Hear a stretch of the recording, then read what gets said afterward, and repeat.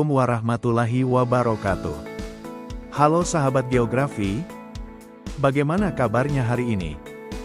Semoga selalu sehat dan semangat belajar ya. Selamat datang di video pembelajaran geografi. Pada kesempatan kali ini, kita akan membahas materi yang sangat penting dalam kehidupan berbangsa dan bernegara, yaitu kerja sama internasional. Yuk siapkan buku catatan, dan mari kita belajar bersama.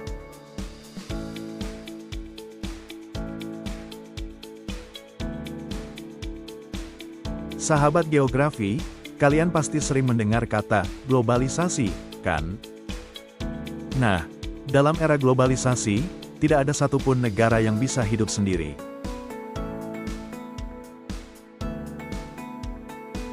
Semua saling bergantung.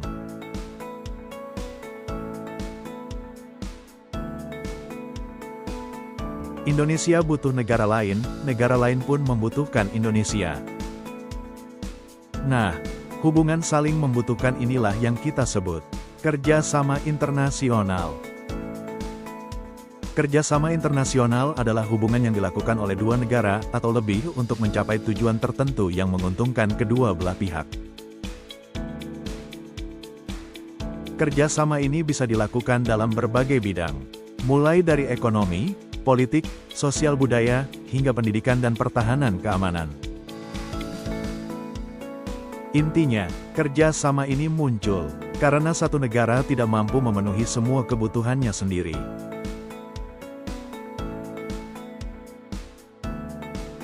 Sahabat geografi, coba bayangkan kalau Indonesia harus memenuhi semua kebutuhan rakyatnya tanpa bantuan negara lain. Sulit bukan? Misalnya, bahan baku obat, teknologi mesin, bahkan gandum untuk membuat mie instan, sebagian besar masih kita impor dari luar negeri. Jadi, kerjasama internasional itu diperlukan karena 1. Untuk meningkatkan kesejahteraan ekonomi rakyat. 2. Untuk menjaga kestabilan dan keamanan dunia. 3. Agar negara bisa mendapatkan teknologi dan ilmu pengetahuan terbaru. 4. Untuk memperluas hubungan pertemanan antar negara. Dan yang terakhir, untuk memenuhi kebutuhan yang tidak bisa diproduksi di negaranya sendiri. Jadi, kerjasama bukan hanya tentang keuntungan ekonomi saja, tetapi juga tentang hubungan persahabatan, perdamaian, dan kemajuan bangsa.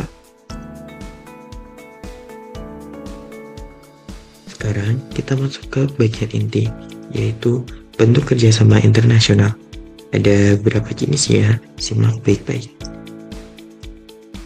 Yang pertama, kerjasama bilateral. Di mana kerjasama bilateral sendiri merupakan kerjasama yang dilakukan oleh dua negara.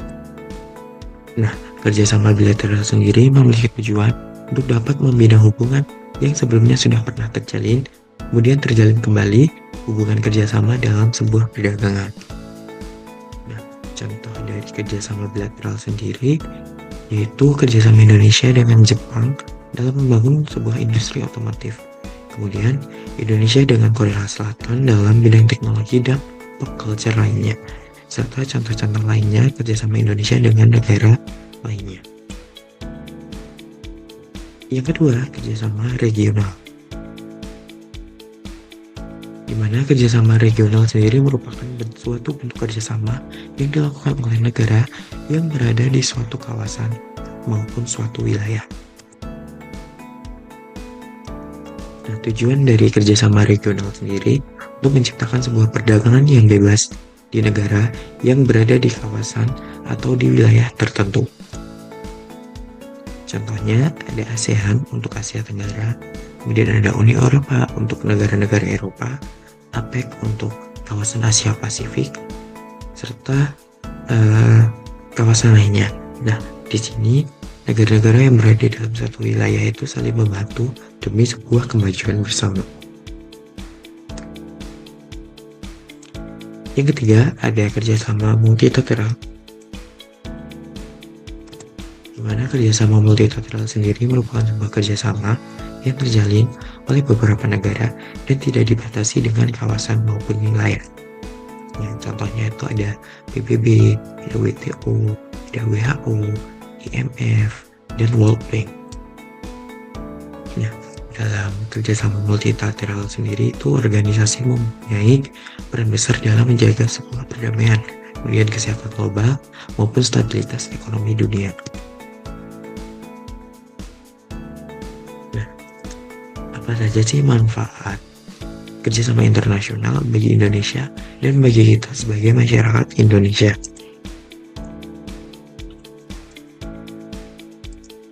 Yang pertama, untuk meningkatkan pendapatan negara. Nah, melalui kegiatan ekspor dan perdagangan internasional.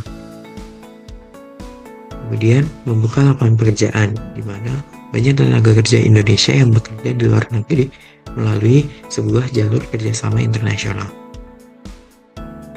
Kemudian, transfer teknologi modern, seperti teknologi pembuatan listrik, alat medis, dan mesin industri.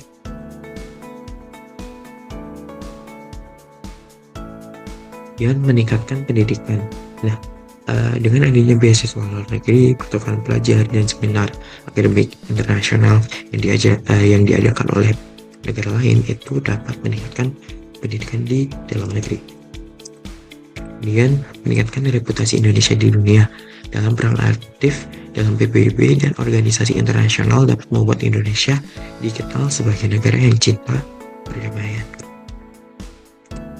Kemudian membantu saat terjadi krisis atau bencana, baik menerima maupun memberikan bantuan internasional.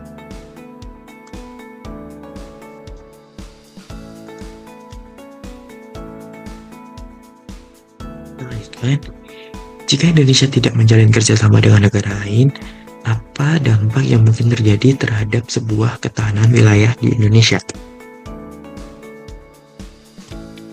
Nah, sekarang kita sudah berada di zaman globalisasi, di mana dalam era globalisasi ini tidak ada satupun negara yang bisa hidup sendiri. Nah, semua negara itu saling bergantung. Indonesia butuh negara lain pun juga membutuhkan Indonesia.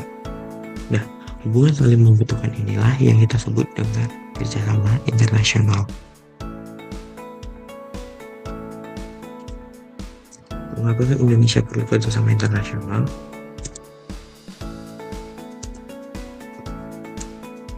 Ini untuk meningkatkan kesejahteraan ekonomi masyarakat, kemudian untuk menjaga kestabilan dan keamanan dunia,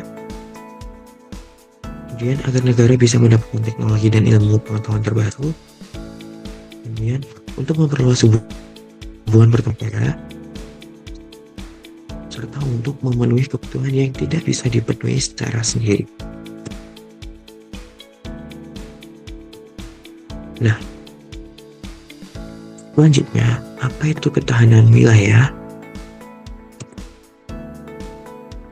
Nah, ketahanan wilayah merupakan sebuah kondisi dinamis suatu wilayah yang meliputi seluruh aspek kehidupan masyarakat yang terintegrasi, berisi kedaulatan dan ketangguhan yang mengandung kemampuan mengembangkan kekuatan wilayah dalam menghadapi dan mengatasi segala tantangan, ancaman, hambatan, serta gangguan baik yang datang dari dalam maupun dari luar negeri, kemudian baik yang terjadi secara langsung maupun tidak langsung. Nah, apa sih unsur-unsur dari sebuah ketahanan wilayah? Unsur ketahanan wilayah sendiri ada 3. Yang pertama ada unsur fisik, di mana unsur fisik ini merupakan sebuah ketersediaan tanah, air, udara, tumbuhan, dan hewan yang diperlukan untuk mendukung sebuah kehidupan di wilayah tersebut.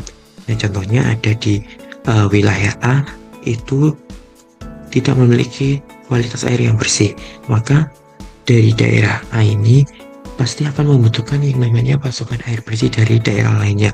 Nah, inilah yang dinamakan kerjasama untuk sebuah ketahanan wilayah. Kemudian unsur yang kedua ada unsur non fisik, di mana unsur non fisik ini merupakan sebuah penduduk yang hidup atau yang tinggal di wilayah tersebut. Kemudian selanjutnya ada unsur infrastruktur, di mana Untuk infrastruktur sendiri ada dua bentuk, yaitu infrastruktur fisik seperti jaringan jalan, air, dan komunikasi yang dibutuhkan untuk aktivitas penduduk. Kemudian infrastruktur non-fisik berupa peraturan-peraturan yang mengikat masyarakat dan kebiasaan atau tradisi yang tumbuh di masyarakat. Nah, pentingnya kerjasama antar wilayah untuk sebuah ketahanan wilayah, di mana kerjasama internasional ini sangat berpengaruh terhadap ketahanan wilayah, di mana pertama untuk meningkatkan yang namanya stabilitas kawasan.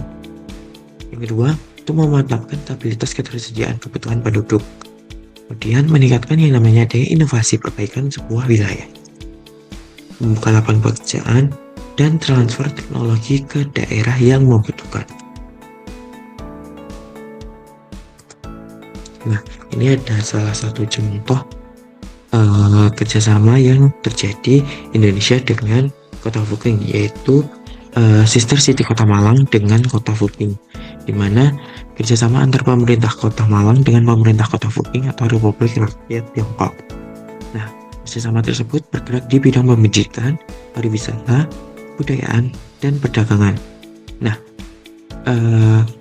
kerjasama tersebut bergerak di dalam bidang pendidikan karena Kota Fuking dinilai memiliki standar pendidikan yang tinggi. Dia menjadi faktor pendorong dari kerjasama dalam bidang tersebut.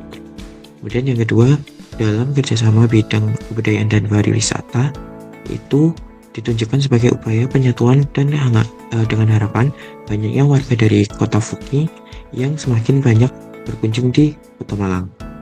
Kemudian selanjutnya ada kerjasama dalam bidang perdagangan, di mana kerjasama tersebut mengenai impor komoditas kedelai dari Kota Fuking ke Kota Malang. Nah, hal tersebut dikarenakan produksi kedelai dari Fuking itu dinilai dapat memenuhi kebutuhan pengrajin atau industri kecil dan menengah (IKM) tempe di Kota Malang. Nah, kesimpulan pada pertemuan hari kali ini yaitu kerjasama internasional sangat penting bagi keberlangsungan hidup sebuah negara. Dengan bekerja sama, negara itu bisa memenuhi kebutuhan rakyatnya, kemudian memperoleh teknologi modern, serta meningkatkan kesejahteraan dan memperkuat hubungan antar bangsa.